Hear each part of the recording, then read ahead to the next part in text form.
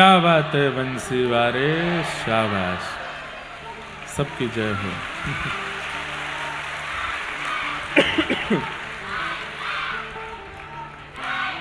भैया हम इलेक्शन लड़ने नहीं जा रहे हैं, कथा करने आए हैं। परम मंगल में परात प्रखलेश्वर अकारण करुणा वरुणालय भक्त वांछा कल्पतरु तड़िद्वित विनिंदित पीतांबरधारी श्री बालकृष्ण लाल की वांगमयी प्रतिमूर्ति हम आप सबके मध्य में विराजमान श्रीमद् भागवत महापुराण को बारंबार प्रणाम।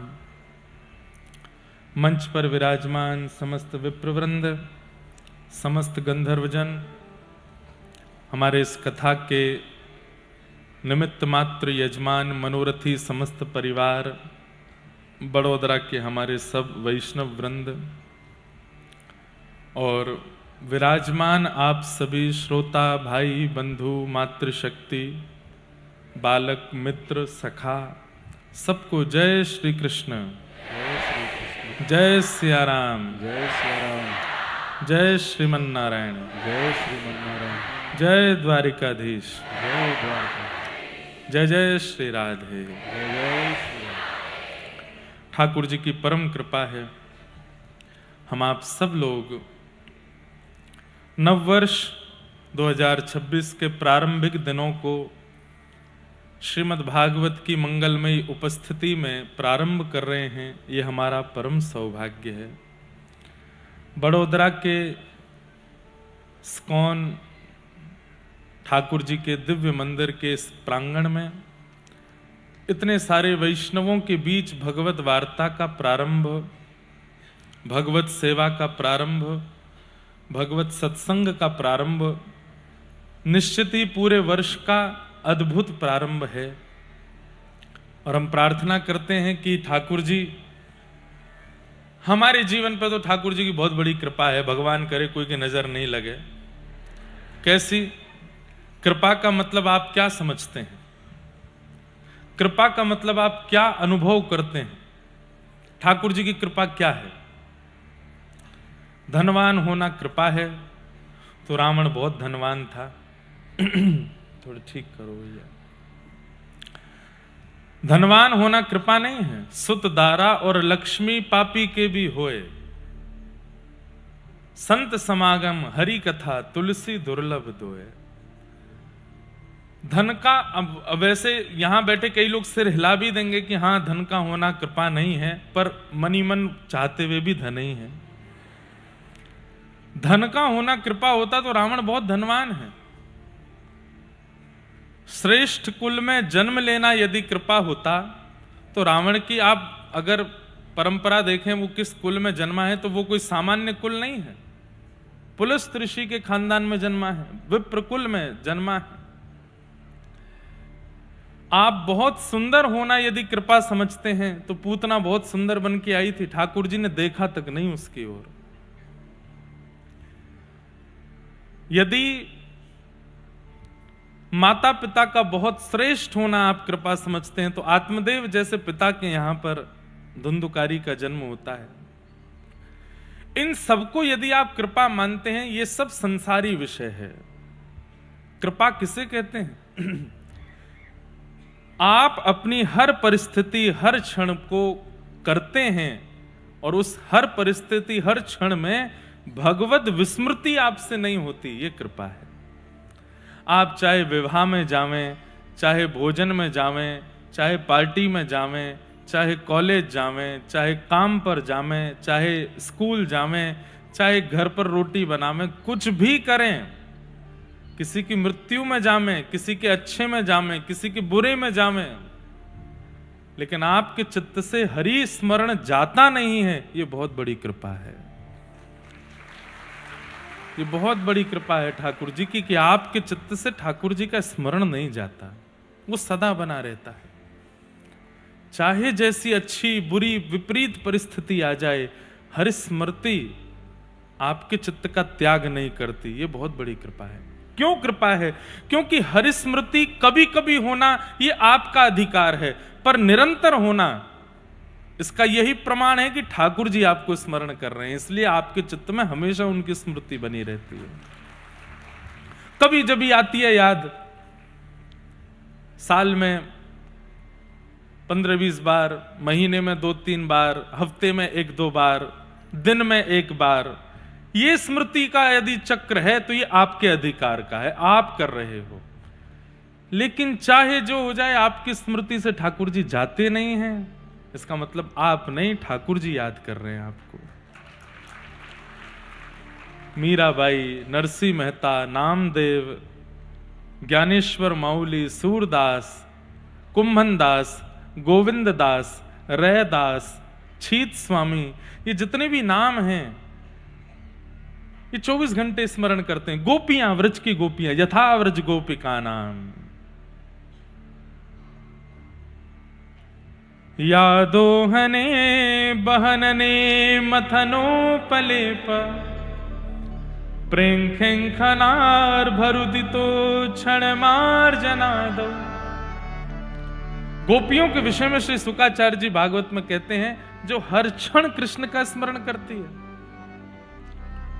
गैया का दूध काढ़ने जाती है तो गाय के दूध की धार की जो घर घर स्वर होता है, उसमें भी गोपियां कृष्ण कृष्ण जपती हैं। यमुना जल भरने के लिए जाती हैं तो उनके चरणों के नूपुरों की जो छम छम है, उसमें भी कृष्ण कृष्ण जपती हैं।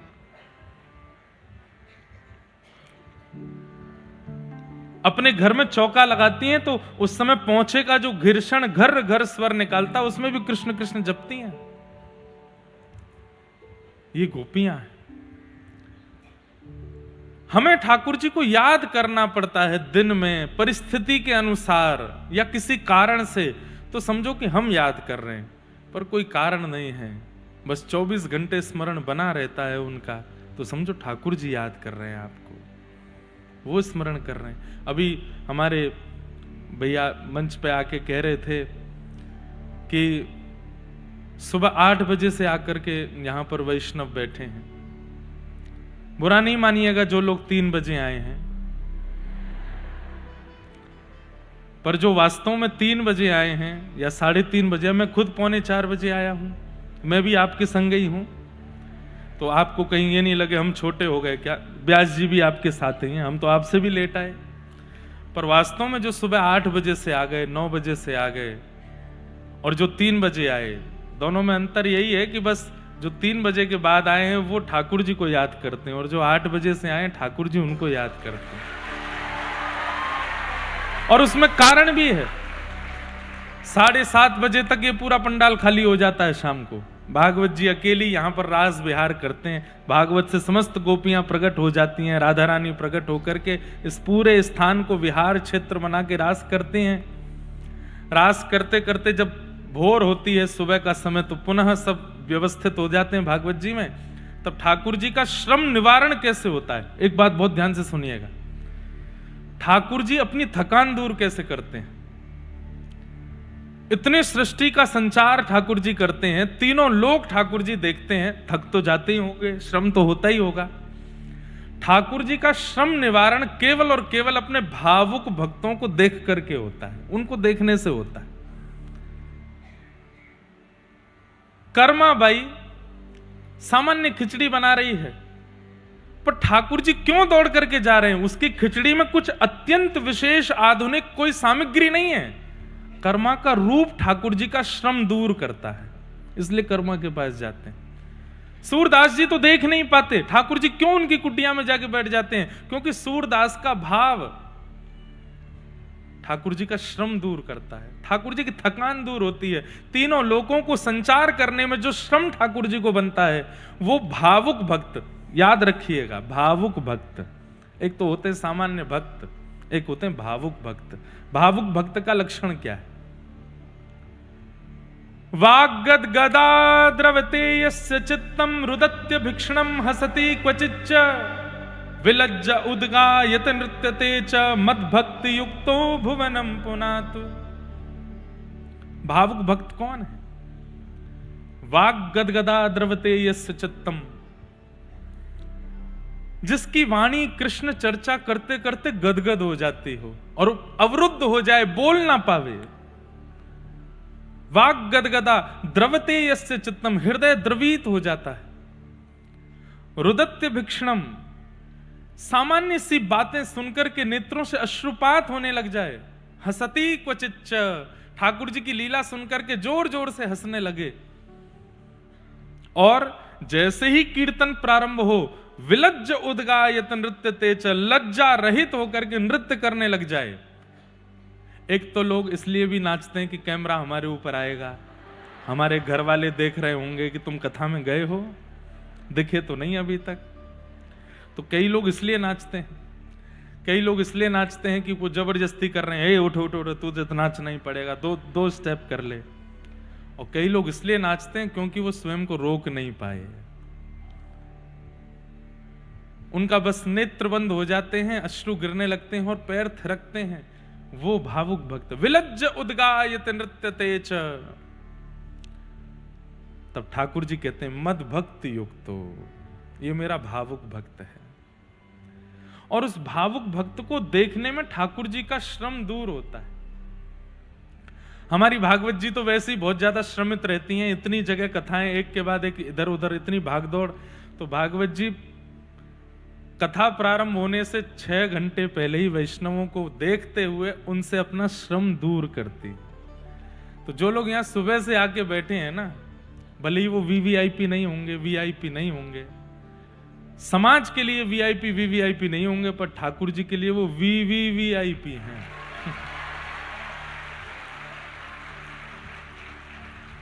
आपको पता है मंदिरों में एक क्रम चलता है, सब लोग इधर देखना।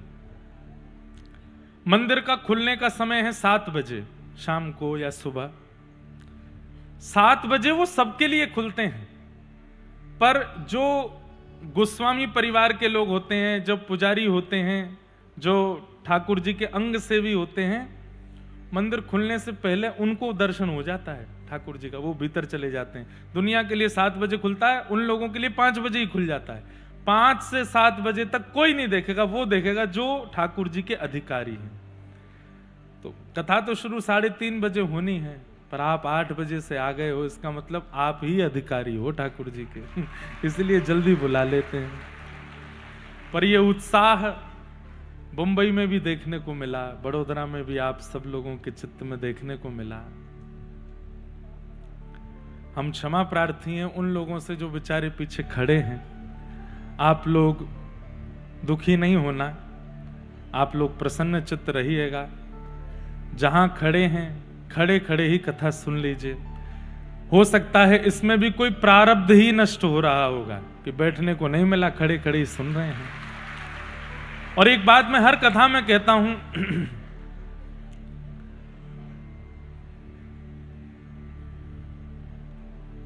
ठाकुर जी प्रारब्ध निवृत्त करते हैं। प्रारब्ध को निवृत्त करने के 2 ही तरीके हैं। प्रारब्ध मतलब, अभी आज मुझ पे बहुत अच्छा प्रश्न भी आया, मैं अभी बताऊंगा। प्रारब्ध को निवृत्त करने के 2 ही तरीके हैं, या तो उसको भोग लो या फिर ठाकुर जी का भजन कर लो। ठाकुर जी उसको, जो पहाड़ होता है उसको कंकड़ बना देते हैं। जैसे किसी को लग जाती है तो हम कहते हैं अरे भाई कोई बहुत बड़ी विपत्ति थी, छोटे में टल गई। वो टलती कैसे है? कीर्तन के प्रभाव से, कथा के प्रभाव से, नाम जप के प्रभाव से। तो जो लोग बैठ गए हैं अच्छा है, कृपा है उनके ऊपर। जो खड़े हैं तो ठाकुर जी कह रहे हैं थोड़ा श्रम कर लो, इससे कोई प्रारब्ध नष्ट ही हो जाएगा। श्रमित होने से प्रारब्ध नष्ट होता है। बुरा नहीं मानिएगा, जो लोग मंदिर में प्रतीक्षा किए बिना सीधे दर्शन में पहुंच जाते हैं अपनी जैक लगा करके, हम भी उनमें ही आते हैं। लेकिन एक बात हम आपको बहुत स्पष्ट कहें, हम अगर पुजारी जी को या मंदिर कमेटी को बिना बताए मंदिर में दर्शन करने चले गए लाइन में लग के, तो फिर दर्शनार्थियों को ही दिक्कत हो जानी है। इसलिए बता के ही जाना पड़ता है कि भाई हमको दर्शन करा के भेजो, ताकि और किसी को असुविधा ना हो। पर जिसके लाइन में खड़े होने से कोई असुविधा नहीं होने वाली है, लेकिन जबरदस्ती अपनी जैक लगा करके जो वीआईपी दर्शन कर लेते हैं, कहीं ना कहीं वो बहुत बड़ा प्रारब्ध नष्ट होना था उनकी प्रतीक्षा होने से, वो नष्ट नहीं हो पाता, वो रह जाता है।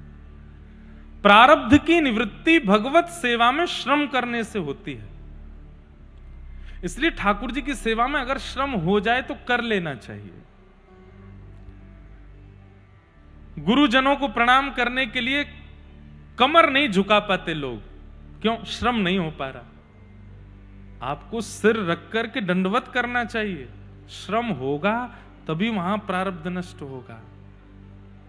इसलिए भगवत सेवा, भगवत भाव, गुरु कृपा, गुरु भावों में श्रम निवृत्ति आवश्यक है। आज एक दो प्रश्न आए हैं, उन पर मैं थोड़ा, अच्छा प्रश्न है इसलिए मैं थोड़ा ध्यान दूंगा। एक व्यक्ति ने बहुत सुंदर प्रश्न किया है, यदि प्रत्येक जन्म में पूर्व जन्म की स्मृति लुप्त हो जाती है, ध्यान से सुनिएगा, यदि प्रत्येक जन्म में पूर्व जन्म की स्मृति लुप्त हो जाती है तो आत्मा कर्म फल को कैसे भोगती है? बिना स्मृति के कर्म का बोध और सीख कैसे संभव है? समझ में आया प्रश्न? हम हर जन्म में अपने पूर्व जन्म का जो भी कुछ हुआ वो सब भूल जाते हैं, तो फिर पूर्व जन्म का इस जन्म में क्यों भोगते हैं? आत्मा को याद तो है नहीं पूर्व जन्म में क्या किया हमने। एक बात याद रखिएगा, अगर ऐसा होने लग जाए कि व्यक्ति को अपने पूर्व जन्म की स्मृति हो, पूर्व जन्म का कर्मफल याद हो, उसने क्या किया है, और इस जन्म में उसके सामने कोई कर्मफल आ जाए, तो कहीं ना कहीं व्यक्ति उसकी निवृत्ति का, उसके निवारण को ढूंढ लेगा। उसको पता भी होगा, ओहो मैंने पूर्व जन्म में ऐसा ऐसा किया था तभी ऐसा हो रहा है। सृष्टि चलने में, सृष्टि के संचार में बहुत बड़ी बाधा आ जाएगी फिर। इसलिए ठाकुर जी पूर्व जन्म में किए हुए कर्मों को भुला देते हैं, ताकि इस जन्म में व्यक्ति यही सोचता रहे मैंने किया क्या है जो मेरे साथ ऐसा हो रहा है, और उसी चक्कर में फिर वो अपने पूरे इस जन्म के कर्म का निर्माण करता है और उसी से उसका जीवन चलता है। यह सृष्टि संचार का एक बहुत बड़ा नियम है। अगर व्यक्ति को पूर्व का पता होगा तो वो इस जन्म में बहुत सावधानी रखेगा, सतर्कता रखेगा, और उसको पता भी होगा अच्छा ऐसा हो रहा है मेरे साथ, पूर्व जन्म में उसका दिल दुखाया था मैंने तभी हो रहा है। दिल दुखाने का निवारण कैसे हो सकता है? बोले ऐसे ऐसे हो जाएगा, वो कर लेगा। तो फिर उसको कर्मफल आएंगे कैसे? तो सृष्टि संचार में यह बहुत बड़ी भूमिका निभाता है कि आपको अपने पूर्व जन्म का स्मरण नहीं है और उसका फल आपको भोगना पड़ता है। हम आप सब तो चलो कलयुग के जीव हैं। भीष्म पितामह,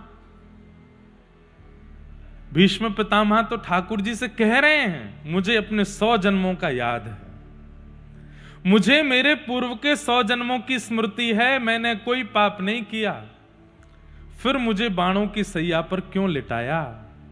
ऐसा कौन सा अपराध कर दिया मैंने जो आप मुझे बाणों की सैया पर लिटा रहे हैं? तो ठाकुर जी कहते हैं 100 ही जन्म होते हैं, तुमको 100 जन्मों का याद है क्या? जन्म 100 ही होते हैं? 101वें जन्म का याद है? भीष्म पितामह बोले वो तो याद नहीं है। तब ठाकुर जी कहते अब हम याद दिलाते हैं, 101वें जन्म में तुमने किसी वन के जीव को पकड़ के उसमें कांटे लगाए थे, उसका फल तुमको मिला, इसलिए तुम बाणों की सैया पर लेटे हो। तो आप कौन से जन्म का कब भोगते हैं ये आपको कभी नहीं पता चलेगा। ज्यादा से ज्यादा अगर आपने भजन साधन सिद्धि प्राप्त करके अपने पूर्व जन्म, उससे पूर्व जन्म की याद भी कर ली तो ठाकुर जी 100वें जन्म का भुगवा देंगे, उसको कैसे याद रखोगे? इसलिए इस चक्कर में मत पड़ो कि कौन से जन्म का भोग रहे हैं, बस इस चक्कर में पड़ो इस जन्म का कुछ रह ना जाए, इस जन्म की कोई हमारी स्थिति ऐसी ना बन जाए कि कर्जा हम पे ज्यादा हो जाए। पूर्व जन्म का तो हम भोग ही रहे हैं, इस जन्म में और कर्जा कर लेते हैं। इसलिए कथा सुन करके, गुरु आश्रित होकर के पूर्व जन्म की चिंता मत करो।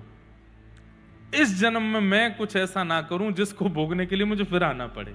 पुनर्जन्म होता ही इसलिए है क्योंकि पूर्व जन्म के कर्मों का फल आपने भोगा नहीं है, इसलिए अगली बार फिर जाना पड़ेगा भोगने के लिए। इसलिए इतना नाम जप करो, इतना भजन करो, इतने कथा सुनो। सबसे बड़ी बात है अपना जीवन व्यवस्थित रखो। आज मैं पूज्य श्री डोंगरे जी महाराज का एक भाव पढ़ रहा था, बहुत सुंदर बात उसमें लिखी थी, मैं लिख के भी लाया। कितनी सुंदर बात, लिखने योग्य बात है।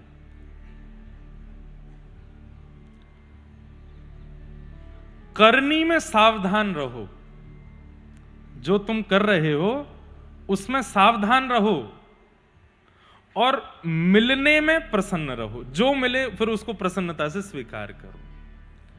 अपनी क्रियाओं को करने में सावधान रहो कि ऐसा कुछ मैं ना कर दूं कि जिससे मुझे दुख हो, और फिर जो मिल रहा है चाहे वो पूर्व का है, पूर्व से पूर्व का है, उसमें प्रसन्न रहो। आपका जीवन सबसे सुखद है। कहने को 4 शब्द हैं पर जीवन का एक बहुत बड़ा सूत्र है। करनी में सावधान, मिलने में प्रसन्न रहो। तो पूर्व जन्म का हमको याद नहीं रहता, ये बहुत बड़ी कृपा है भगवान की। अरे हमें इसी जन्म का याद नहीं रहता। बताओ 1 हफ्ता पहले आपने क्या खाया था? कई लोग चटोरे होंगे, उनको याद भी होगा, कईयों को तो याद ही नहीं रहता कि हमने क्या खाया था। इस भगवान ने एक बहुत बड़ी कृपा दी है हमको। क्या? भूलने की बीमारी। जिन लोगों को भूलने की बीमारी नहीं है वो बादाम खाना बंद करो, क्योंकि ये बहुत अच्छा है कि हम भूलते हैं तभी हम जी रहे हैं। जो व्यक्ति भूलते नहीं है, कई लोग ऐसे होते हैं संसार में, उनको याद रहती है उसने कब मुझसे क्या कहा था, और ऐसे लोग फिर आगे बढ़ ही नहीं पाते। वो उसी चीज में रहते हैं, अच्छा इसको देख लूंगा, इसने मेरे साथ ऐसा किया था, इसने ऐसा किया था, मेरे साथ ऐसा हुआ था, कभी ना कभी इसके साथ तो होगा। भूलना अच्छा है, ठीक है, थोड़ा भूलिए, थोड़ा उससे आगे बढ़िए।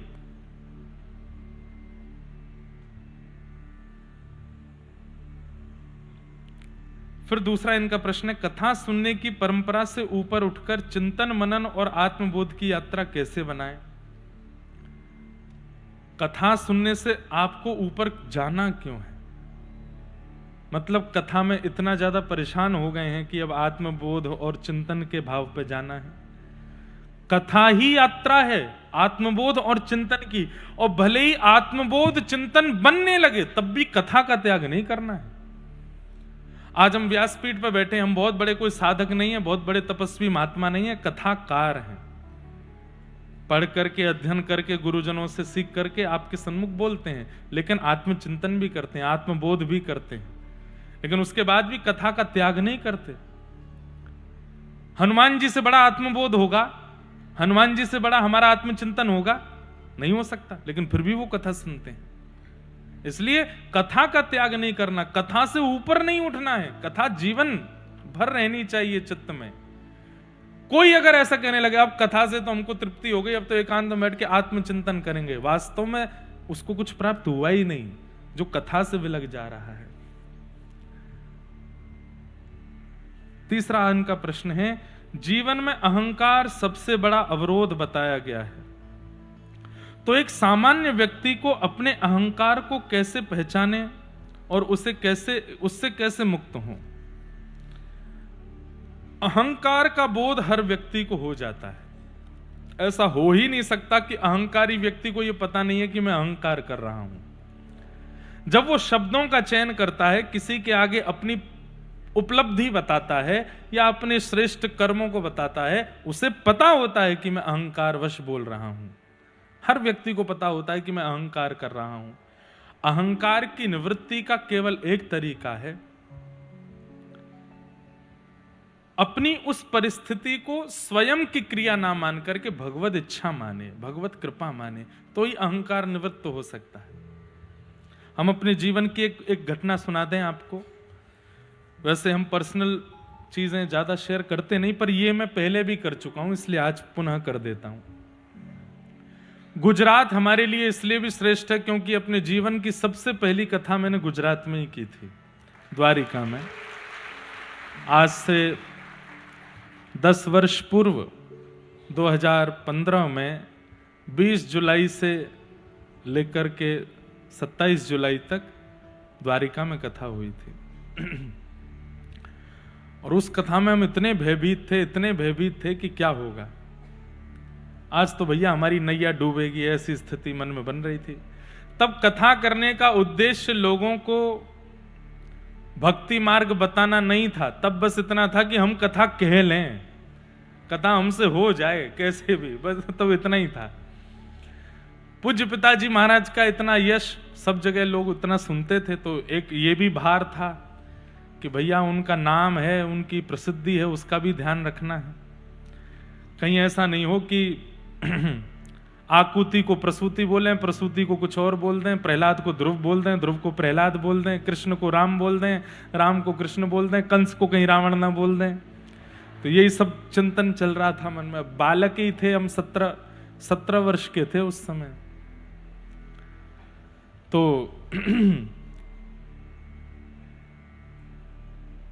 व्यासपीठ पर जाने से पहले मैं बहुत भयभीत था कि क्या होगा। तब हमारे पूज्य नाना जी ने हमारे पूज्य पिताजी महाराज को कहा कि आप लाला को श्री वैष्णव दीक्षा प्रदान करो। तब हमारे पूज्य पिताजी ने गोमती मैया के तट पर, गोमती समुद्र संगम के तट पर, कथा शुरू होने से पहली बार मंच पर बैठने से 2 घंटा पहले, तब तो हमारे यहाँ श्री वैष्णवों में तप्त मुद्रा देते हैं, पर शीत मुद्रा देकर के उन्होंने दीक्षा संपन्न की और कहे अब जाओ आप मंच पे कथा कहने के लिए। भयभीत तो मैं था। और पहले दिन की कथा में हमारे रमन रीति वाले पूज्य महाराज जी श्री गुरु शरणानंद जी महाराज पधारे, तो मैं और डर गया। मैंने कि एक तो 5-6 हजार लोग हैं, ऊपर से पिताजी सामने बैठे हैं, नाना जी बैठे, ऊपर से महाराज जी और आए हैं। अब मैं क्या बोलूं? मैं तो सब भूल रहा था, बार बार विस्मृति हो रही थी। महाराज जी मंच पे आए, तिलक किया, हमको व्यासपीठ पे बैठा। आरती करने के बाद उन्होंने उद्बोधन दिया और उद्बोधन करने के बाद पिताजी से बोले, ठाकुर जी अब हम जाते हैं, लाला थोड़ा निर्भीकता से कथा करेगा, अगर हम बैठेंगे तो थोड़ा डर जाएगा। तो हमारे पिताजी बोले, वो आपको सुनाने के लिए तो बैठा है, बैठो। तो महाराज जी अब मुझसे बोले, हमको सुनाओगे? अब मैं कैसे कहूं कि नहीं। मैं कहूं हाँ महाराज जी। तो फिर हमारा सोफा सामने लगवाओ, हम सामने बैठ के सुनेंगे। मैंने कहा इधर बैठ जाते तो मैं बिना देखे ही कहता। सामने महाराज जी बैठेंगे। पर बालक बुद्धि में एक बात बता रहा हूं केवल आपको। महाराज जी सामने बैठे और मैं पूज्य पिताजी के गुरुदेव का स्मरण कर रहा था, अपने दादा गुरुदेव का, पिताजी के शिक्षा गुरुदेव श्री अनंत विभूषित श्री रामानुज प्रपन्नाचार्य गुरु जी। भैया ऐसी परिस्थिति में ठाकुर जी को याद नहीं, गुरु को याद करो।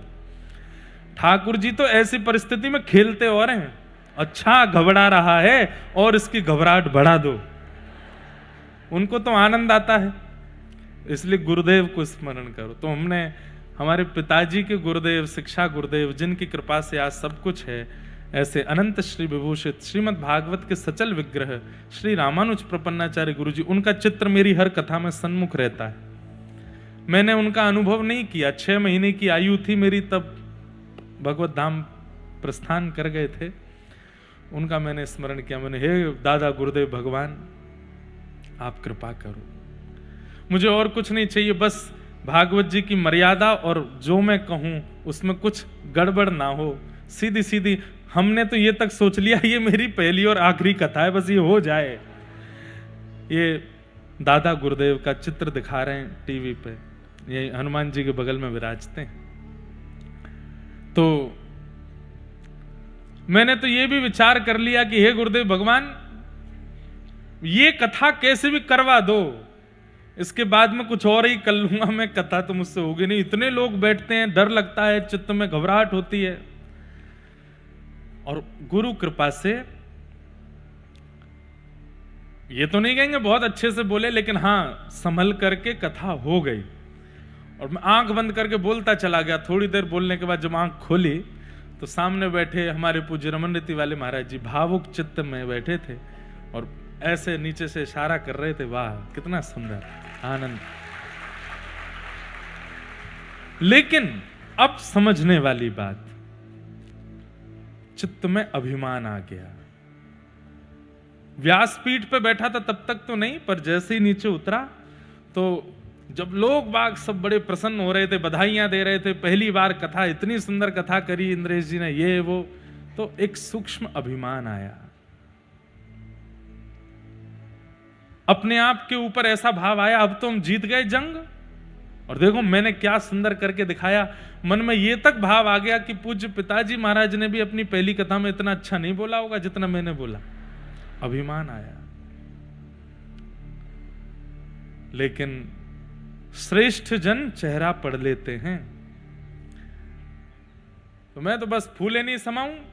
हमारे जो मित्र आदि थे और जो घर के सदस्य सब गले लगावे, और मैं सबके गले लगूं, जबकि होना ही चाहिए सबके पैर छीने थे। भाई पहली बार कथा की है, तो किसी के पैर वैर नहीं, सबको गले लगाऊं। देखा कथा कितनी बढ़िया करी, कितना अच्छा बोला। मैं अपनी आप बीती बता रहा हूं, कहीं आपको ये ना लगे कि बाहर की बात कह रहे। मैं स्वयं का बताता हूं कि मुझ में एक सूक्ष्म अभिमान आया। लेकिन जब कक्ष में गया तो हमारे नाना जी बैठे थे, और मैं जाके बोलूं, मैं नाना जी कैसी रही कथा, देखा कितना अच्छा मैंने बोला, उस श्लोक का कितना अच्छा भाव बताया, कितना अच्छा। तो हमारे नाना जी एक शब्द बोले, लाला तो में ते अभी ब्यास की बास आ रही है, और तू नहीं, तेरा अभिमान बोल रहा है। क्या लगता है, सुबह का अपना रूप देखा था, रोया रोया घूम रहा था इधर उधर की मैं कैसे कहूंगा कैसे कहूंगा कैसे, और अब तुम फूले नहीं समा रहे हो। वास्तव में ये तू नहीं बोल रहा है। मैंने कहा कौन बोल रहे हैं फिर?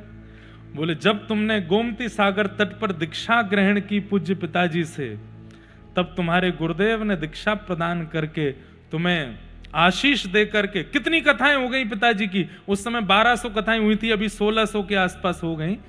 तो उस समय 1200 कथाएं पिताजी की हुई थी।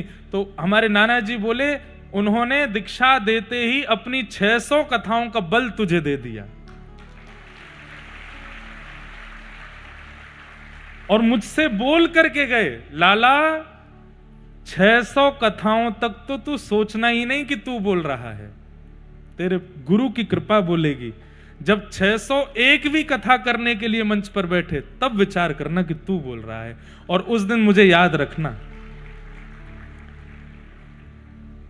चूर कर दिया अभिमान। मेरे नेत्रों में आंसू थे, मैंने नाना जी के चरण पकड़े, मुझे क्षमा करो।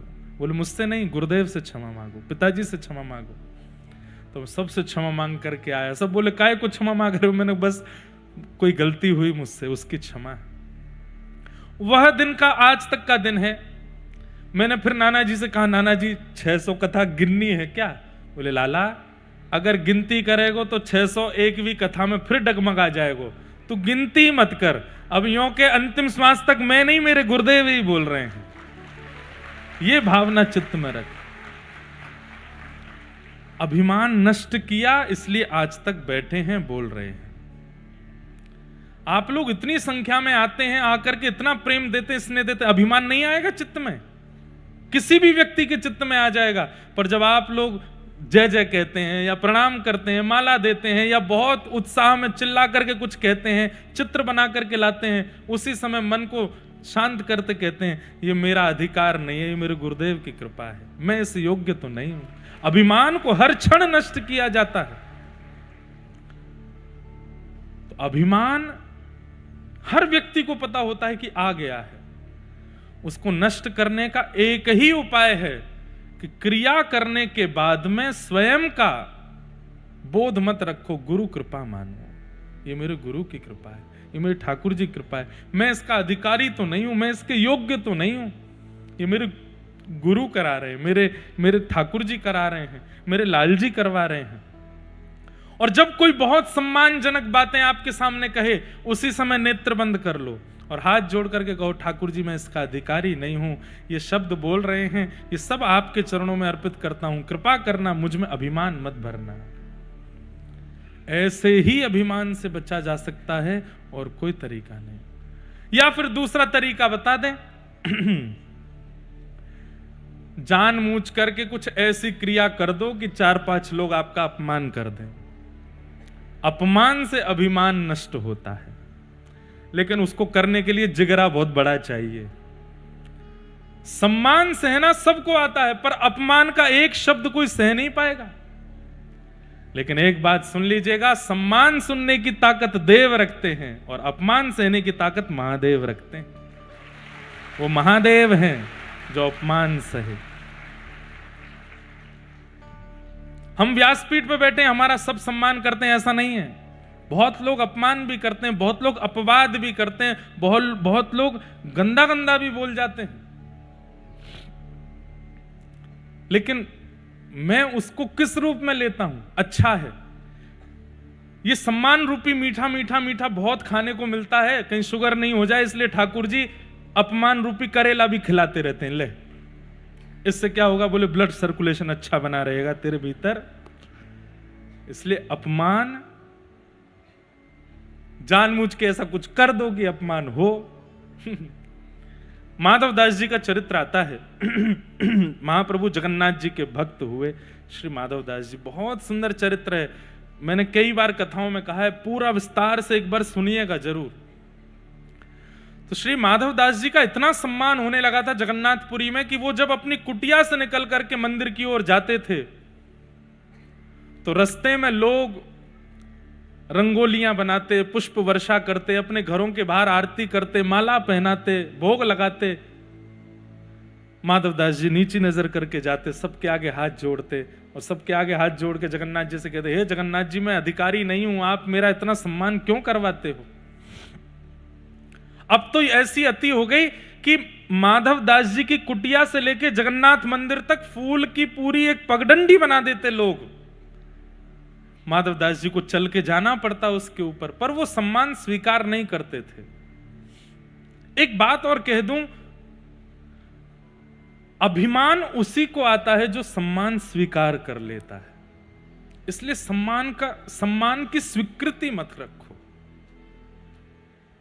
हम लोग शास्त्रों में एक बात कहते हैं, स्तोत्रम कश्य न तुष्टये।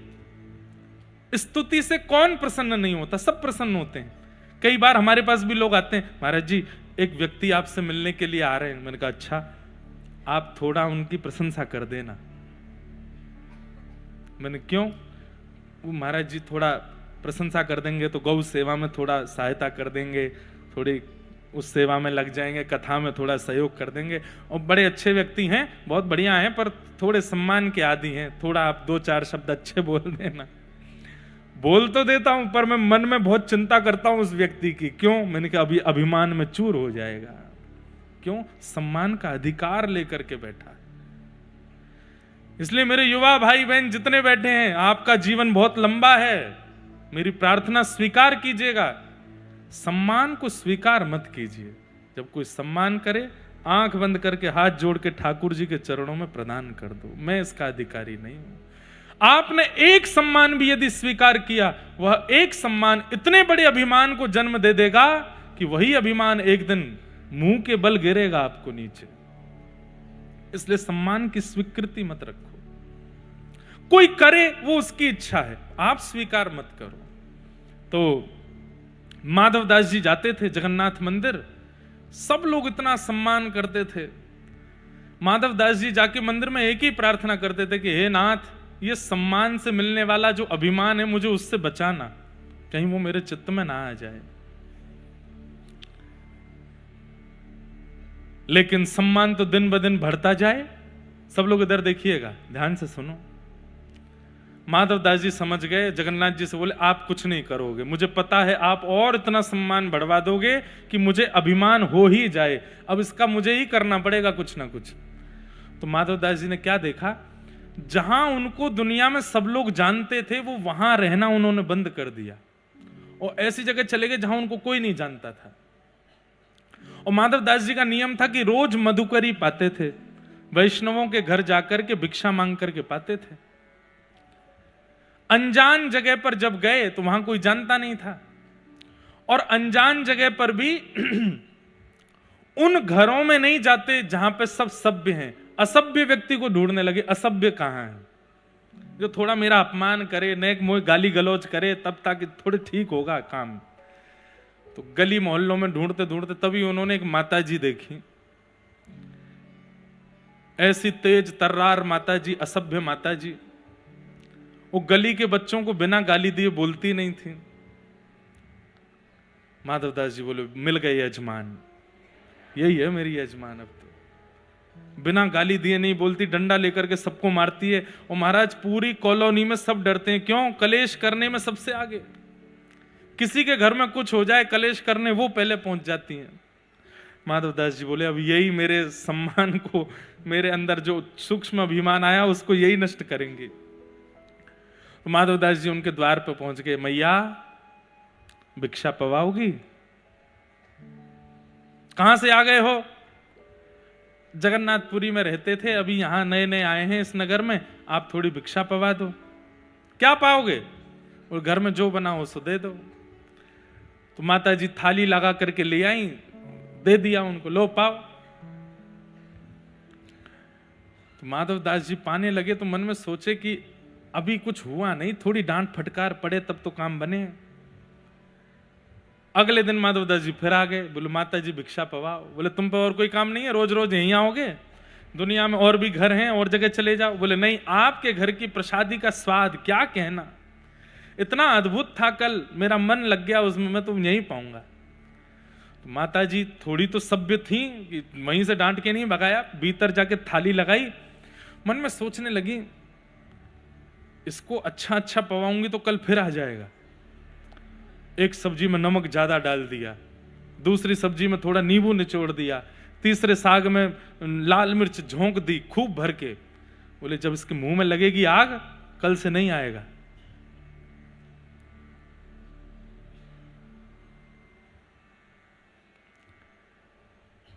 माधवदास जी के सामने जैसी थाली परोसी, माधवदास जी ने पाया तो मिर्च लगी। और मैया सामने बोली कैसा है? माधवदास जी मिर्च खा तो गए और समझ गए, बोले जानबूझ के डाल के लाइए ताकि कल से मैं ना आऊं। माधवदास जी बोले क्या कहना, आपके हाथों को प्रणाम, कितना अद्भुत प्रसाद बनाया आपने। ये सब्जी, मिर्च वाली सब्जी में, ये तो सबसे बढ़िया साग है। माता जी बोली अच्छा, इसको तो कुछ हुआ ही नहीं, कल को आएगा तो बताऊंगी। अगले दिन माधवदास जी फिर पहुंच गए, मैया भिक्षा पवाओ। मैया को आया गुस्सा, बोले रुक जा भिक्षा देती हूं तुझे, तेरे पे और कोई काम नहीं, घूम फिर के यहीं आता है।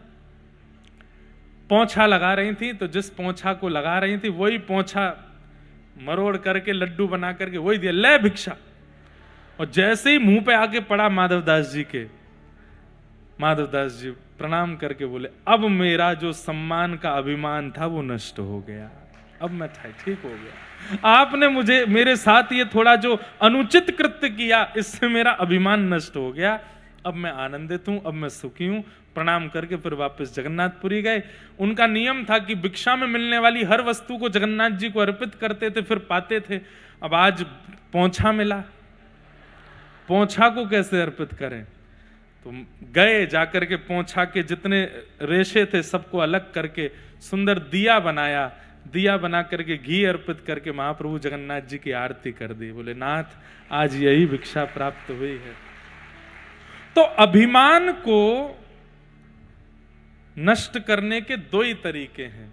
एक तरीका तो हर अभिमान प्रदान करने वाली वस्तु को गुरु गोविंद को समर्पित करो, अपने ऊपर उसका क्रेडिट मत रखो। या फिर दूसरा, अभिमान फिर भी आ जाए तो ऐसा कुछ जानबूझ के करो कि दो चार लोग अपमान करें, तो ही अभिमान नष्ट हो सकता है।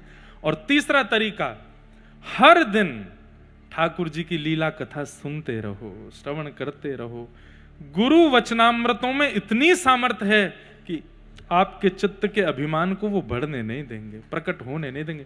मैं कथा करता हूं पर मेरा स्वयं का नियम है, मैं रात्रि में सोने से पहले महापुरुषों की कथा सुनता हूं और बोल दूं तो कोई अतिशयोक्ति नहीं, कभी कभी अपनी कथा भी स्वयं सुनता हूं, नित्य सुनता हूं, श्रोता बना रहता हूं। इसलिए वक्ता होने का अभिमान नहीं आता चित्त में। तो अभिमान से दूर होने का यही तरीका है। तो जिन्होंने ये प्रश्न किए उनको बारंबार प्रणाम है। और भी प्रश्न आए हैं पर फिर इन प्रश्नों में ही पूरा सब समय निकल जाएगा। एक भैया का एक सुंदर भाव है कि मैं बाबा सोमनाथ की पवित्र नगरी सोमनाथ से मैं एक भक्त विशेष रूप से आपकी अमृतमयी भक्ति पथ कथा श्रवण करने हेतु एक दिन के लिए बड़ौदा आया हूं। आपकी वाणी से बहती आदि आदि सब बात, जिससे मैं आपके समक्ष एक प्रश्न के रूप में रख रहा हूं। यदि किसी के जीवन में एक ऐसे मित्र का आगमन हो जिन्हें देखकर के मन में साक्षात प्रभु का स्मरण हो आए, जो मेरे लिए स्वयं प्रभु स्वरूप हों और जिनके जीवन में आने मात्र से मेरा संपूर्ण जीवन सांसारिक मोह से हटकर भक्ति में होने लगे, तो ऐसे पवित्र और निस्वार्थ रिश्ते को मैं क्या नाम दूं? इन भैया ने कहा है कि इनके जीवन में एक ऐसे मित्र आए हैं जिनको देख करके इनको भक्ति मार्ग अच्छा लगने लगा है। बोलना तो नहीं चाहिए पर मैं बोल देता हूं। इन्होंने ब्रैकेट में लिखा है कि वो मित्र जो हैं वो स्त्री मित्र हैं। लाला जिन्होंने भी ये दिया है, भगवान करे आप दुखी ना हो, पर अब व्यासपीठ से समाधान मांगा है तो ऐसा मित्र गुरु ही है, उनको गुरु रूप ही मानो। वो आपके स्त्री मित्र भी हैं तो उनके प्रति भी अब आप और कोई भावना मत रखिएगा, उनको गुरु ही मानिएगा, उनके प्रति गुरु बुद्धि ही रखिएगा। ले बेटा फंस गो। मैं कथा में सुनाया करता हूं कि भक्तिमती मीराबाई का स्वरूप इतना सुंदर है कि उनकी रूप माधुरी को देखने के लिए हजारों की तादाद में लोग मेवाड़ में, मेड़ता में इकट्ठे होते थे। तो बाकी के लोग, घर के परिवार के लोगों को लगता था कि ये मीराबाई की सुंदरता देखने आए हैं या मीरा के रूप का नूर, उसके रूप का तेज देखने आए हैं। नहीं, भोजराज ने जाकर के जब उन लोगों से पूछा कि आप मीरा में क्या देखते हैं, उसकी सुंदरता, उसके नेत्र, उसके बाल, उसके रूप का सौंदर्य क्या देखते हैं, तब संत बोले नहीं, हम सुंदरता नहीं देखते, हम तीर्थ यात्रा करने के बाद भी जिस भक्ति भाव का अनुभव नहीं कर पाते वो मीराबाई को देखने मात्र से हो जाती है। हम उनमें गुरु देखने के लिए आते हैं। गुरु किसे कहते हैं? जिसकी उपस्थिति, जिसकी वाणी, जिसके विचार और अंत में कह दूं जिसका रूप आपके चित्त में कृष्ण को और प्रिय बना देता हो, वही गुरु है। तो ये आपकी गुरु ही है, तो इनको गुरु रूप ही मानो और फिर कालांतर में भी इनका दर्शन गुरु भाव से ही करो। अब भाई जिसको देख के भक्ति बढ़ रही है तो उसमें गुरु देखो, गुरु भाव रखो, ऐसी भावना है। सबको हम प्रणाम करते हैं। आज प्रथम स्कंद की कथा में प्रवेश करते हैं। भागवत जी का पहला श्लोक, सबसे प्रथम श्लोक कह करके आगे के प्रसंगों में चलते हैं। बोलो वृंदावन बिहारी लाल की। जन्माद्यस्य यतोऽन्वयादितरतः चार्थे स्वविज्ञस्वराट् तेने ब्रह्म हृदय आदि कवये मुह्यन्ति यत्सूरयः तेजो वारि मृदां यथा विनिमयो यत्र त्रिसर्गो मृषा धाम्ना स्वेन सदा निरस्तकुहकं सत्यं परम धीमहि। श्रीमद् भागवत जी का पहला श्लोक। कल हम लोगों ने महात्म्य सुना था, आज से कथा का प्रारंभ है, भागवत जी का प्रारंभ है। जन्माद्यस्य यतोऽन्वयादितरतः, जो जन्म मृत्यु के इस चक्र से इतर हैं ऐसे परमात्मा, और जन्म मृत्यु जिनसे होती है ऐसे परमात्मा, उन्हें हम बारंबार प्रणाम करते हैं। चार्थे स्वविज्ञ स्वराट, जो अविज्ञ हैं, अनविज्ञ नहीं है, सब जानते हैं, जिन्हें सबके बारे में पता है, कौन अर्थ के कारण आया है, कौन स्वार्थ के कारण आया है, कौन निस्वार्थी है, वो सब जानते हैं, उनके चित्त को सब पता है। हम लोग ऐसे हैं, हमें नहीं पता होता कि कौन कैसा है, कौन के विचार कैसे, कौन की भावना कैसी, पर ठाकुर जी सब जानते हैं। ठाकुर जी कभी धोखे में नहीं रहे कि कोई रूप बदल करके आया और ठाकुर जी को छल करके चला गया, नहीं, हमारे साथ ऐसा होता है। लेकिन एक बात मैं आपको कह दूं, जब व्यक्ति भक्ति मार्ग चुनता है तो धीरे धीरे ये लक्षण उस भक्त में भी आने लगता है कि उसके सामने भी जो व्यक्ति आता है वो तुरंत पहचान जाता है कि नकली है कि असली है। कई बार ऐसा होता है कि पूरी दुनिया जिसको नकली मानती है वो किसी भक्त के सामने आ जाता है तो भक्त उसको देख करके भी पहचान जाता है कि नहीं नहीं नहीं, ये सब लोग भ्रांति में हैं, वास्तविकता में इसकी असलियत कुछ और है। ऐसा होता है। तो कथा सुनने से, नाम जप करने से, गुरु कृपा का अवलोकन करने से कई बार आपका निर्माण ऐसा होता है कि सही गलत की पहचान आपको भी होने लग जाती है, और इसी को विवेक कहते हैं। आपको उसका बोध हो जाता है। और या फिर ऐसा कहो कि अगर कोई छलयुक्त व्यक्ति भक्ति युक्त व्यक्ति के पास आ भी जाता है और भक्ति युक्त व्यक्ति उसको न भी पहचान पाए, तो ठाकुर जी उस छलयुक्त व्यक्ति को ही भक्ति युक्त बना देते हैं, ताकि वो भक्ति युक्त व्यक्ति के साथ कुछ छल कर ना पावे। भक्ति का बंधुओं बहुत सुंदर प्रभाव जीवन में होता है। मान लीजिए आपने अपने जीवन में किसी को स्वीकार किया और वो व्यक्ति स्वीकार करने लायक था नहीं, लेकिन आपने कर लिया और आप वो भक्त, तो ठाकुर जी फिर पूरी योजना बनाते हैं कि उस व्यक्ति को भी भक्त ही बना देंगे, उस व्यक्ति के चित्त को भी शुद्ध ही कर देंगे, ताकि वो आपके योग्य हो जाए, अनुकूल हो जाए। सतयुग त्रेता द्वापर में ठाकुर जी का सुदर्शन चक्र चलता था। वहां पर ठाकुर जी उद्धार करते थे, लेकिन कलयुग में ठाकुर जी स्वीकार करते हैं, उद्धार नहीं करते, स्वीकार करते हैं। दोष देख करके भी स्वीकार कर लेते हैं ठाकुर जी, और उनका स्वीकारीकरण ही उनकी कृपा है। कितनों को स्वीकार किया। आज मैं हूं, आप हैं, हम सब हैं, हम सबको स्वीकार ही तो कर रहे हैं वो, और उनके स्वीकार का पात्र हम बन जाएं। ये कथा हमें सिखाती है कि हम उस पात्र बन जाएं कि ठाकुर जी हमें स्वीकार करें। तो चार थे स्वविज्ञ स्वराट, तेने ब्रह्म हृदय आदि कवये मुह्यन्ति यत्सूरय। बड़े बड़े देवताओं को भी जो अपनी लीला पर मोहित कर लेते हैं। तेजो वारी मृदाम यथा विनिमयो यत्र त्रिशय गोमृषा। पृथ्वी अग्नि जल वायु आकाश पंच तत्व जिनके अधीन रहता है। धामना स्वेन सदा निरस्त कुहकम सत्यम परम धीमहि। ऐसे परम सत्य भगवान को और उनके पावन नाम को हम प्रणाम करते हैं। ठाकुर जी के पावन नाम को हम वंदन करते हैं। परम सत्य है भगवान का नाम। बंधुओं, नरसिंह मेहता जी अपने पूर्व जन्म में मुचकुंद नाम के एक भक्त थे। मुचकुंद जी ने देवताओं की सहायता की, और सहायता करने के बाद अनेक वर्षों तक बिना सोए युद्ध करते रहे।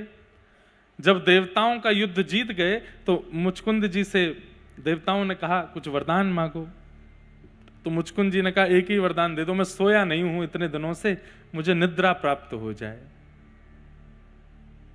निद्रा प्राप्त हुई। देवताओं ने कहा निद्रा तुम्हें प्राप्त होगी, लेकिन अगर कोई तुम्हारी निद्रा को खोलेगा तो जो भी सामने आएगा वो जल करके नष्ट हो जाएगा।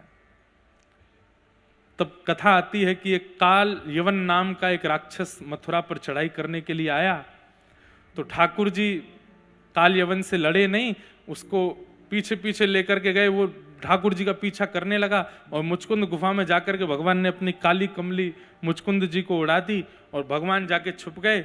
जैसे ही काल यवन ने जाकर के अपने पाद का प्रहार किया, तुरंत मुचकुंद जी के नेत्र खुले, नेत्रों से दिव्य अग्नि प्रज्वलित हुई और काल यवन जल करके नष्ट हो गया, और तब उसे भगवत दर्शन हुआ।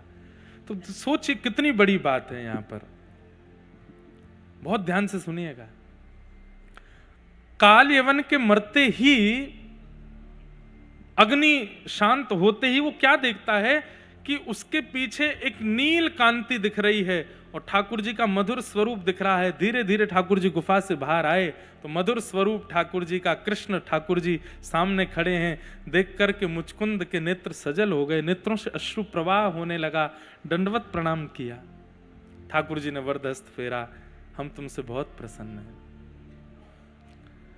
तब मुचकुंद जी, अब एक बात सुनिएगा, ये मुचकुंद जी ही नरसिंह मेहता बनकर के आए। मुचकुंद जी कहने लगे, नाथ मैंने ऐसा क्या किया कि मुझे आपके दर्शन हो गए? मैंने कुछ भी तो नहीं किया। देवताओं की सहायता की, तो उसके बदले मैंने मांग तो लिया था कि मुझे निद्रा चाहिए, तो निद्रा से वो देवताओं को की गई सहायता उसकी पूर्णति हो गई। मैंने ऐसा क्या किया जिससे आपके मुझे दर्शन हो गए? ठाकुर जी बोले, तुम्हारी इच्छा नहीं, मैं अपनी इच्छा से तुम्हारे पास आया हूं। तुम्हारी इच्छा नहीं थी, तुमने कुछ किया नहीं है, तुम्हारा कोई प्रारब्ध नहीं, मेरी इच्छा थी, मुझे तुमसे मिलना है और काल यवन का वध तुमसे करवाना है, इसलिए बस मैं आया हूं। तो मुचकुंद जी बोलने लगे, नाथ ये बात मेरे अंदर मुझे सहन नहीं हो रही है। मैं और आप होते तो हम तो खुश हो जाते, बढ़िया है, कुछ मेहनत भी नहीं करनी पड़ी, सब है हो गए हो, भजन भी नहीं करने पड़े, ठाकुर जी का दर्शन भी हो गया। पर मुचकुंद जी कहने लगे, नहीं नाथ, आपका दर्शन मुझको हो गया, बिना कुछ किए हो गया, इस बात के भार पे मैं जी नहीं पाऊंगा। ठाकुर जी बोले, जीना किसको, तुम जाओ वैकुंठ में रहो। बोले, मैं वैकुंठ में भी नहीं रह पाऊंगा, मुझे सदा एक ग्लानि रहेगी कि मैंने भजन नहीं किया, मैंने आपका चिंतन नहीं किया और आपका दर्शन कर लिया। ठाकुर जी बोले, कैसे विचित्र व्यक्ति हो भाई, हम तुम्हारे सामने खड़े हैं, बिना प्रयास के तुम्हारे पास आ गए, फिर भी तुम रो रहे हो। बोले, इसीलिए तो रो रहा हूं कि मैंने प्रयास नहीं किया। नाथ, मैं आपसे प्रार्थना करता हूं, एक भाव तो यहां पर ऐसा है कि ठाकुर जी ने आज्ञा की कि तुमको एक जन्म लेना है, और एक भाव है कि मुचकुंद जी प्रार्थना करते हैं कि मुझे एक जन्म और अवसर दीजिए जहां मैं केवल आपका भजन करूं और भजन करके इस जन्म में जो मुझे दर्शन हुआ उसकी पूर्णता कर सकूं। सोचिए, हम और आप साल भर की एकादशी करने के बाद भी इच्छा रखते हैं कि ठाकुर जी मिल क्यों नहीं रहे। जरा से प्रयास करने पर भी हमको यह लगता है कि ठाकुर जी आ जाओ, आकाश फाड़ करके प्रकट हो जाओ। अरे 4 घंटा बिना हिले कथा सुन लेते हैं तो भी अपने मन में यह भाव आने लगता है कि इसका पुण्य तो बन गया होगा कुछ। और मुचकुंद जी, उनको बिना प्रयास के ठाकुर जी मिल गए तो वो रोने लगे कि नाथ, मैंने प्रयास नहीं किया, अब आप कृपा करो। बोले, क्या? मुझे एक अवसर और दीजिए जिसमें मैं केवल आपको भजूं, आपको गाऊं, आपको ध्याऊं, और इस जन्म में जो मुझे दर्शन हुआ और उस जन्म में भी जो मुझे दर्शन होगा, उन सब की पूर्णता केवल आपको ध्या करके, गा करके, भज करके मैं कर सकूं। तब ठाकुर जी बोले, ठीक है, कलिकाल में आप ही नरसिंह मेहता बन करके आओगे और आप भज करके, गा करके, ध्या करके अपनी इस स्थिति को पूर्ण करना। भैया, ये पहले भक्त हैं नरसिंह मेहता, जिन्होंने दर्शन पहले किया, फिर दर्शन का भजन बाद में किया। बाकी सबने भजन पहले किया है, दर्शन बाद में किया है। ये पहले दर्शन कर आए हैं, फिर उस दर्शन का भजन बाद में कर रहे हैं। इसलिए भगवान 52 बार जूनागढ़ पधारे इनको दर्शन देने के लिए। मुझे ऐसा लगता है कि नरसिंह मेहता ने ठाकुर जी से कहा कि ठाकुर जी, पिछले जन्म की भरपाई नरसिंह मेहता के रूप में मैंने कर ली, अब ये 52 बार दर्शन देकर के आपने और कर्जा चढ़ा दिया मुझ पर, अब ये 52 बार आप आ गए, इसका भजन कब करूं? तो ठाकुर जी बोले, भैया, जब तक कथा कीर्तन चलते रहेंगे पृथ्वी पर, ये विश्वास मान लेना कि नरसिंह मेहता ही बार बार आ रहे हैं, और उन्हीं के भाव से कथा चल रही है, उन्हीं के भाव से कीर्तन भजन चल ही रहा है।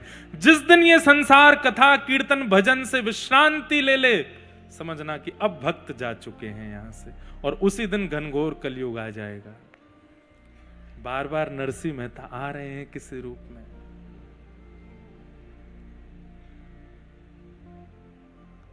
मैं एक बात कथा में कहा करता हूं कि आपका प्रस्तुतिकरण ठाकुर जी को रिझाता है।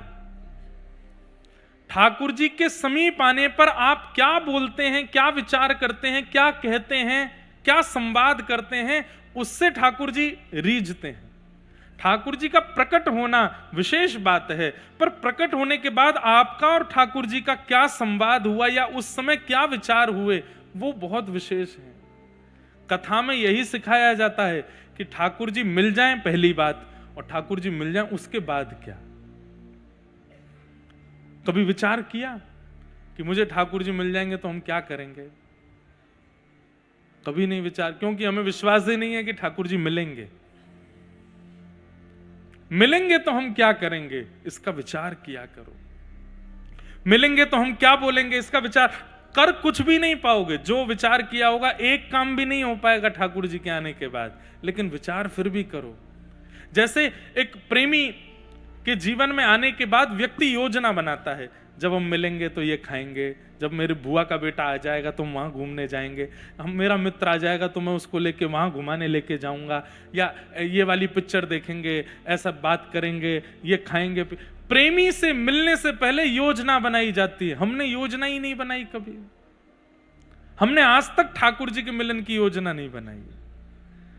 हम विचार करते हैं कि हम द्वारिका जाएंगे, बद्रीनाथ जाएंगे, जगन्नाथपुरी जाएंगे, सब योजना हमारी बनती हैं, पर ठाकुर जी प्रत्यक्ष मिल जाएंगे उसके बाद की योजना हमने नहीं बनाई। मैं निवेदन करूं उन भावयुक्त भक्तों से जो नित्य ठाकुर जी का ध्यान करते हैं, एक बार अब योजना बनाओ। ठाकुर जी मिलेंगे, कहाँ मिलेंगे? यहां मिलेंगे, इधर हम बैठेंगे, फिर मैं ठाकुर जी से ये पूछूंगा, फिर ठाकुर जी को ये बताऊंगा, फिर मैं ये बना के खिलाऊंगा, ठाकुर जी को ऐसे बताऊंगा। होगा कुछ भी नहीं, पर योजना बनाओ। वो योजना ही भगवत प्राप्ति तक लेकर के जाएगी, वो योजना ही भजन बन जाएगी, वो योजना ही भगवत प्राप्ति का एक साधन बन जाएगी। योजना बनाइए। प्रेमी का स्वभाव है कि वो योजनाएं बनाता है। योजना बनाओ। धर्म प्रोजित कैतवोत्र परमो निर्मत्सराणां सताम् वैद्यं वास्तवमत्र वस्तु शिवदं तापत्रयोन्मूलनम्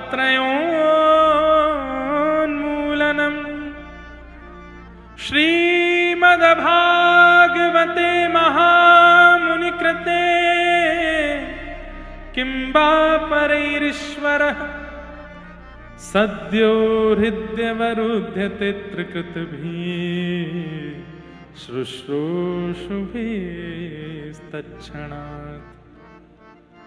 विषय, अधिकारी, संबंध और प्रयोजन, ये चार बातें इस श्लोक में बताई गई। सबसे पहला, भागवत का विषय क्या है? तो कहते हैं धर्म प्रौजत कैतवोत्र परमो। धर्म और परम धर्म ये दो बातें हैं। हम शरीर की भावना रख करके जो कर्म करते हैं उन्हें धर्म कहते हैं, और जहां आत्मचिंतन करके क्रिया करते हैं वो परम धर्म कहलाता है। आप तिलक लगाते हो, धर्म है। आप स्नान करते हो, धर्म है। आप वस्त्र पहनते हो, धर्म है। धन कमाते हो, धर्म है। दुकान बनाते हो, घर बनाते हो, बच्चों का विवाह करते हो, अपने कुल खानदान की मर्यादा का ध्यान रखते हो, ये सब धर्म है। पर जिस दिन एकांत में बैठ करके विचार करते हो, सब किया, अपने भीतर बैठी हुई आत्मा का उद्धार कैसे करूं, उसके बाद जो आप क्रिया करते हो वो परम धर्म है। अपने उद्धार का चिंतन जब आपके मन में प्रारंभ हो जाता है, भीतर बैठी हुई उस दिव्य चेतना के उद्धार की चिंता जब आपको प्रारंभ हो जाती है, वो परम धर्म कहलाता है। नाम कमाना, धन कमाना, यश कमाना, समृद्धि कमाना, ये सब कुछ करना, ये सब धर्म के अंतर्गत आता है। पर जिस दिन मन में ये भावना आ जाती है कि जीवन के दिन चार दिन बचे हैं और भीतर बैठी हुई जो दिव्य चेतना है इसको भगवत प्राप्ति करानी है, और उसके बाद जब आप भगवत प्राप्ति की योजनाएं करने लगते हो, वो परम धर्म कहलाता है। भागवत धर्म नहीं, परम धर्म सिखाती है। श्रीमद् भगवत गीता धर्म सिखाती है, महाभारत धर्म सिखाती है, रामचरितमानस धर्म सिखाती है। पर श्रीमद् भागवत, मैं कोई कंपैरिजन नहीं कर रहा हूं, केवल इन सबकी अपनी अपनी योग्यताएं हैं। श्रीमद् भागवत परम धर्म सिखाती है, धर्म नहीं।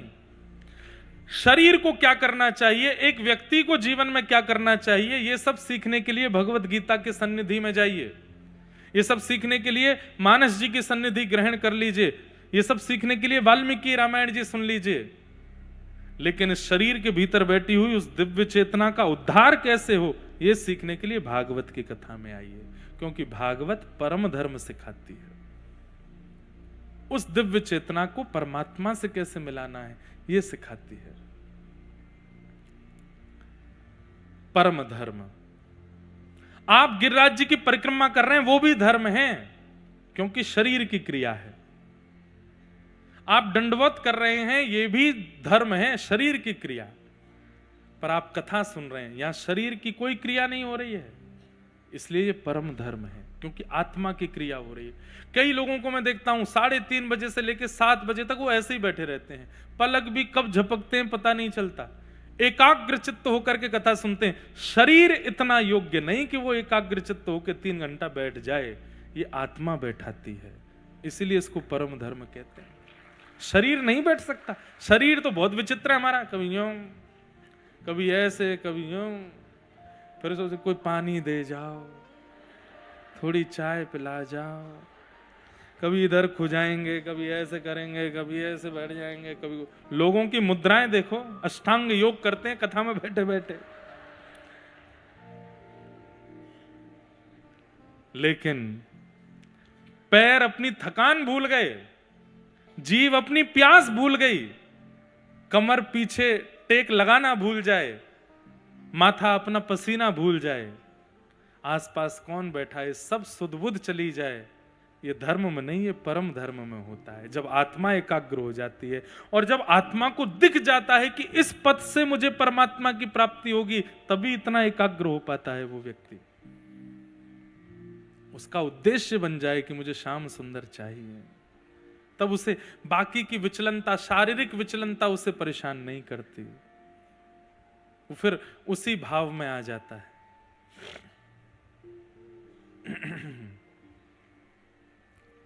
अन्य पीड़ाएं उसका उद्देश्य नहीं होती, भगवत प्राप्ति उसका उद्देश्य। तो श्रीमद् भागवत का विषय क्या है? परम धर्म की प्राप्ति। और परम धर्म किसे कहते हैं? जहां पर आप आत्म कल्याण की भावना सोचते हैं, उस आत्मा को परमात्मा से मिलाने की योजनाएं बनाने लगते हैं। अभी हमारा धर्म इतना ही है कि हम वृंदावन चले जाएं, बहुत है, गिरिराज जी परिक्रमा कर आए, बहुत है, कथा सुन ली, बहुत है, गुरु दीक्षा ले ली, बहुत है। भगवत प्राप्ति होनी होगी तो हो जाएगी, नहीं होनी होगी तो नहीं होगी।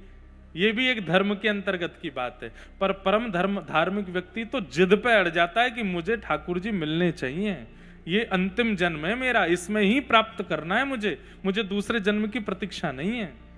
वो परम धर्म है। और उस परम धर्म की ओर आपको अग्रसित करने वाली यदि कोई कथा है तो वो भागवत की कथा, ये भागवत का विषय है। अब दूसरी बात, बहुत ध्यान से सुनिएगा।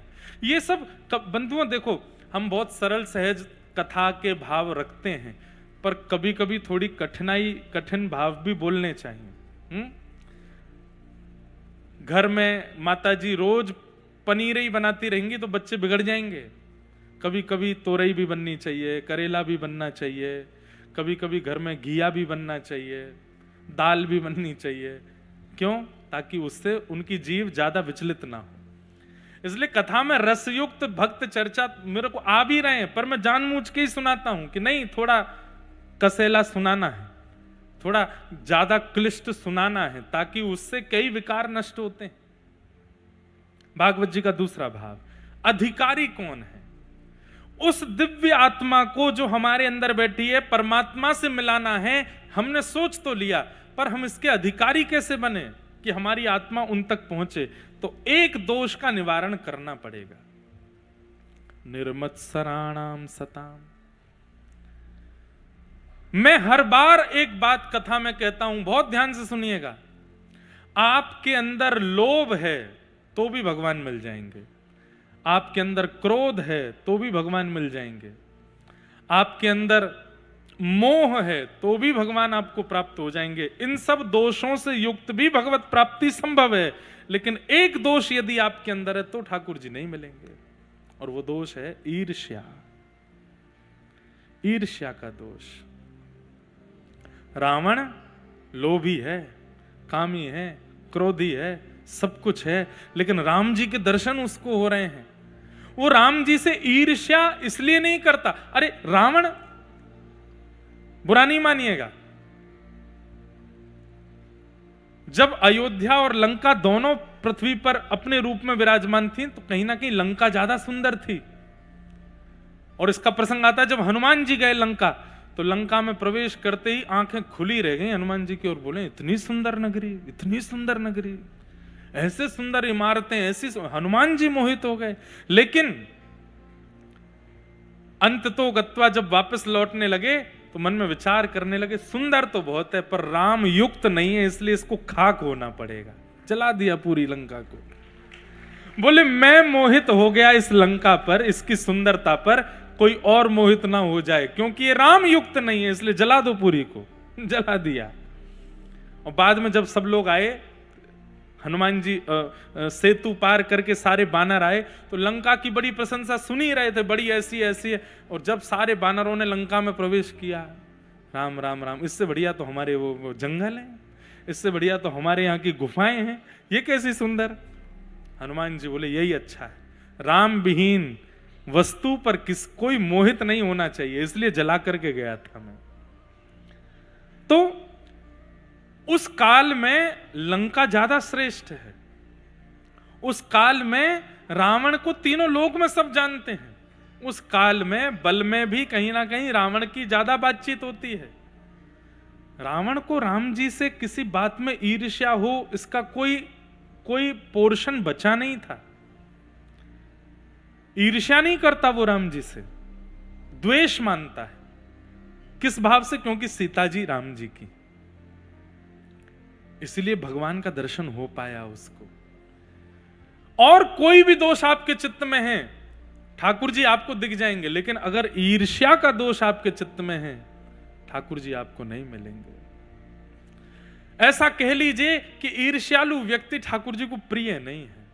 इसलिए बाकी के दोषों को धीरे धीरे भजन नष्ट कर देगा, पर आपके अंदर अगर ईर्ष्या है तो उस पर आपको काम पहले करना चाहिए। और एक बात कहूं, बिना किसी संकोच के कहूं, इस पंडाल में बैठे हुए भी 90% लोगों के चित्त में ईर्ष्या है, क्योंकि संसार में सबसे ज्यादा लोग ईर्ष्या युक्त हैं। भागवत जी में 3 दुख के कारण बताए गए हैं, 4। पहला दुख का कारण समय। कई बार हमारा समय खराब आता है, समय दुख का कारण है। सत्यनारायण भगवान की कथा सुनी है? उसमें एक व्यापारी की कथा सुनी। उस व्यापारी ने कहा था कि मेरे एक संतान हो जाएगी तो मैं फिर सत्यनारायण भगवान की कथा कराऊंगा। उसको एक बेटी का जन्म हुआ, बेटी बड़ी हो गई, सत्यनारायण भगवान की कथा नहीं कराई, उसका ब्याह कर दिया। जमाई राजा विदेश में व्यापार करते थे, तो वो भी उसके साथ व्यापार करने के लिए विदेश चले गए। तभी एक दिन क्या आया कि उस नगर के राजा के यहाँ चोरी हुई। चोर सारा सामान लेके भाग रहे थे, पीछे सैनिक लगे, तो चोरों ने सोचा कि हम पकड़े जाएंगे, डर के मारे सारा सामान उस दुकान में फेंक दिया जहां पे वो व्यापारी बैठा था। सैनिकों ने आकर के बिना जांच पड़ताल कार्रवाई किए उस व्यक्ति को ही गिरफ्तार कर लिया। उसने कुछ गलत किया नहीं, पर कई बार समय के कारण दुख आता है। और एक बात बोलूं, सबके जीवन में आता है। इसलिए आप बहुत आराम से सो के उठ रहे हो, रात में पराठे पा रहे हो, खूब प्रेम से जी रहे हो, कुछ नहीं हो रहा है, प्रतीक्षा कीजिए, एक दिन तो आएगा। समय सबके जीवन में आता है। तो सबसे पहले दुख का कारण क्या है? समय। क्या है? जोर से बोलो, समय। इसको कहेंगे काल का दुख। दूसरे दुख का कारण है कर्म। क्या है? जैसा करोगे वैसा भोगोगे। एक व्यक्ति ने गलत कर्म किया, जब उसको जेल हो गई तो कटघरे में खड़ा किया। जज साहब ने कहा क्यों भाई, सारे सबूत तुम्हारे अधीन हैं, सब कुछ बता रहे हैं कि तुमने ये गलत काम किया। तो उस व्यक्ति ने कहा, जज साहब, होई सोई जो राम रची राखा। राम जी ने जो रचा है वही होगा, बस माध्यम मुझे बना लिया चोरी करने में, चकारी करने में, बाकी मैंने कुछ नहीं किया, सब राम जी करा रहे हैं। जज साहब बोले, बहुत अच्छा, तुमने बहुत बढ़िया बात कही, होई सोई जो राम रची राखा। पर ये नहीं पता, कर्म प्रधान विश्व रची राखा, जो जस करहि सो तस फल चाखा। जो जैसा करता उसको वैसा भोगना पड़ता है। चलो जाओ 10 साल के लिए जेल में जाओ। कर्म दुख का कारण। अगर आपने गलत किया है, अगर आपसे कोई अपराध बना है, घूम करके आएगा, बच नहीं पाओगे। अंतिम श्वास लेने से पहले पहले एक बार तो उसको भोगना ही पड़ेगा। डर मत जाना इससे। कहीं आप लोग आज कथा से डर जाओ, और महाराज जी बता गए, मुझे तो 5 साल पुरानी बात याद आ गई, मैंने ऐसा किया था, मैंने वैसा किया था, ये हुआ था। डरिए नहीं, लौट के आएगा, भोग लीजिए उसको भी। तो पहले दुख का कारण समय, दूसरा दुख का कारण काल, और तीसरा दुख का कारण स्वभाव। कई लोगों के स्वभाव ही दुख होता है, स्वभाव में ही दुख है। क्यों दुखी हो? कथा में कुर्सी नहीं मिली बैठने को, इसलिए दुखी। ये कोई दुख का कारण है? क्यों दुखी हो? अरे 2 किलोमीटर दूर चाय वाले के पास चाय पीने के, चीनी नहीं डाली चाय में, आज आनंद सब नष्ट हो गया, बिना अदरक की चाय पिला दी, इसी बात से दुखी है। स्वभाव से दुखी, छोटी छोटी बातों में जबरदस्ती दुखी होते हैं। तो पहले दुख का कारण काल, दूसरे दुख का कारण कर्म, तीसरे दुख का कारण स्वभाव, और चौथा दुख का कारण दूसरे का सुख। वो सुखी क्यों है? वो प्रसन्न क्यों है? ये हंस क्यों रहा है? इसकी हंसी मुझसे बर्दाश्त नहीं हो रही है। ये 4 दुख के कारण है।